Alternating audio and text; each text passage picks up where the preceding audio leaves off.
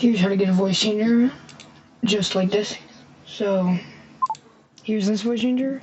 This voice changer can do anything like, so yeah, like, Sigma, Sigma boy, Sigma.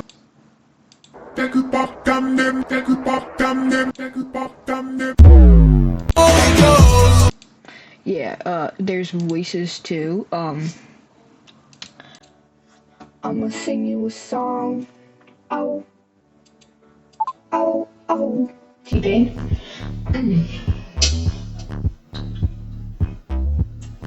Hear my keyboard.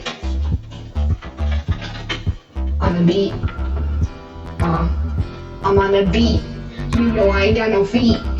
I just hit the wheat. Yeah, that's enough of that. How to get it though? I'm gonna tell you how to get it. Could you believe that? Me tell you how to get it? Do you want to get it though? Do you want to get it? Do you want to get it? I don't think you want to get it. Do you want to get it? I don't think they want to get it. What? Okay.